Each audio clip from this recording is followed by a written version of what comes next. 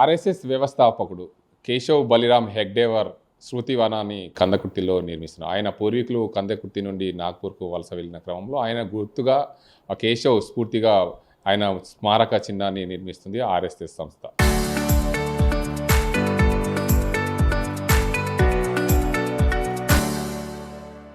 దానికి సంబంధించి మాట్లాడేందుకు నిజామాబాద్ అర్బన్ ఎమ్మెల్యే, ఆర్ఎస్ఎస్లో ఎన్నో ఏళ్ళుగా పనిచేసిన వ్యక్తి ధన్పాల్ సూర్యనారాయణ గుప్తా ఉన్నారు.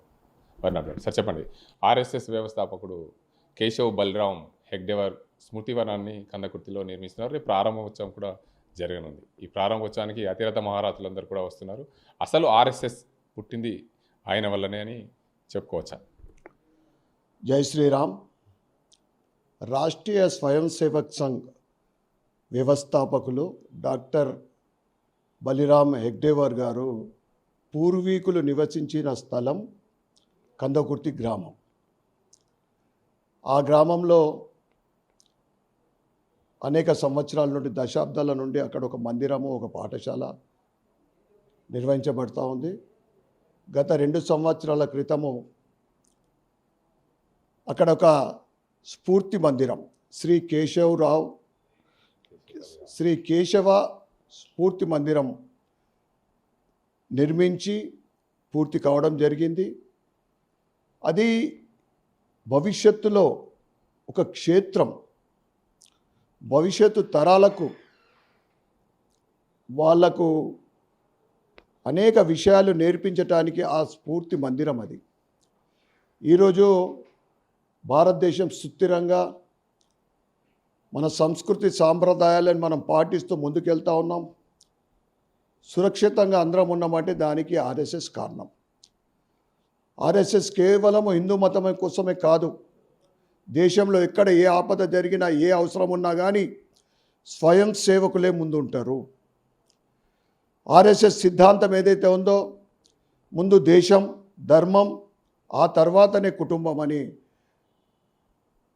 ఈ సిద్ధాంతంతో ముందుకెళ్తున్న ఆర్ఎస్ఎస్ ఈరోజు భారతీయ జనతా పార్టీ కానీ ఇతర అనేక శాఖలు ఆర్ఎస్ఎస్లో రేపు శనివారం 11 ఏప్రిల్ రోజున కందకుర్తి గ్రామంలో శ్రీ కేశవ స్ఫూర్తి మందిరం ప్రారంభం కావడం నిజంగా చాలా సంతోషదాయకం. అది ఇందూరు జిల్లాలో ఉండడం అనేది మేమందరం కూడా చేసుకుని అదృష్టంగా భావిస్తూ ఉన్నాం. దానికి సంఘ చాలక్ మోహన్ భాగవత్జీ రావడం, ఆయన ఒక దైవ స్వరూపులు. వారితో పాటు అనేక మంది మేధావులు, యోధులు ఆ కార్యక్రమానికి రావడం జరుగుతుంది.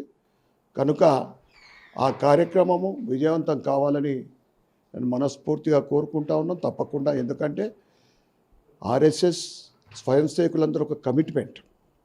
ఈరోజు 100 సంవత్సరాలు పూర్తి చేసుకొని 101 సంవత్సరాలు అడుగుతున్న సందర్భంగా ఈ స్ఫూర్తి మందిరం ప్రారంభం కావడం చాలా సంతోషదాయక విషయం. ఆర్ఎస్ఎస్ స్థాపించేటప్పుడు ఆయన ప్రధానంగా ఎంచుకుంది బట్టలు ఎలా ఉండాలి, దానికి సంబంధించిన అంశాలన్నీ కూడా రూపుదిద్దేందుకు ఎన్నో సంవత్సరాలు పట్టింది. ఆయన అలాంటి వ్యక్తి నిర్మాణం చేసిన ఆర్ఎస్ఎస్ ఒక సంస్థ ఈరోజు ఒక సంస్థగా ఎదిగింది. దేశం కోసం, ధర్మం కోసం పాటుపడిన నేతగా ఆయనని ఎలా గుర్తిస్తున్నారు ఆర్ఎస్ఎస్ సంస్థ అందరూ? కేవలం 10 మందితోటి 100 సంవత్సరాల క్రితము డాక్టర్జీ ప్రారంభించిన ఆర్ఎస్ఎస్ ధర్మం కోసం స్వతంత్ర పోరాటంలో కూడా పాల్గొన్నాడు. ఆ తర్వాత ముఖ్యంగా ధర్మం కోసం, హిందుత్వం కోసం, సనాతన హిందూ ధర్మం కోసం ఈరోజు ఆర్ఎస్ఎస్ శాఖలు భారతదేశంలోనే కాకుండా ప్రపంచవ్యాప్తంగా ఈరోజు దేశం సుస్థిరంగా ఉన్నది. మన కల్చర్ ప్రపంచ ఇతర దేశాలు కూడా మన సంస్కృతి సాంప్రదాయాలకు ఆకర్షితులవుతూ ఉన్నారంటే దానికి ప్రధానమైన కారణం ఆర్ఎస్ఎస్ఏ. అందుకే ఈరోజు ప్రపంచంలో అనేక దేశాలలో యుద్ధ వాతావరణం, ఆర్థిక మాంద్యం, కానీ ఏదైతే ఆర్ఎస్ఎస్ భావాలు కలిగిన మన ప్రియతమ నాయకుడు నరేంద్ర మోడీ గారు, ఆయన ఒక స్వయం సేవకుడిగా పనిచేయడం జరిగింది. స్వయం సేవకుడిగా ప్రారంభించిన ఆయన జీవితము ఈరోజు ప్రపంచ దేశాల అనేక మంది నాయకులకు ఆదర్శంగా నిలుస్తూ ఉంది. భారతదేశం ఈరోజు సుస్థిరంగా అభివృద్ధి వైపు అడుగులేస్తుందంటే దానికి ప్రధానమైన కారణము దాని బ్యాక్ బోన్ ఆర్ఎస్ఎస్. రేపు ప్రారంభం కానున్న కేశవ్ స్ఫూర్తి చిహ్నానికి సంబంధించి ఆర్ఎస్ఎస్ కార్యకర్తలు, ఆర్ఎస్ఎస్ ముఖ్య నేతలందరూ కూడా వస్తున్న క్రమంలో ఈ స్ఫూర్తివనం దృష్టిగా ఉంచుకొని మరింత అభివృద్ధి చెందే దిశగా ఆర్ఎస్ఎస్ కార్యకర్తలు పనిచేసే ఉద్దేశం ఎలా ఉండబోతుంది? ఆర్ఎస్ఎస్ ఒక రాజకీయ పార్టీ కాదు.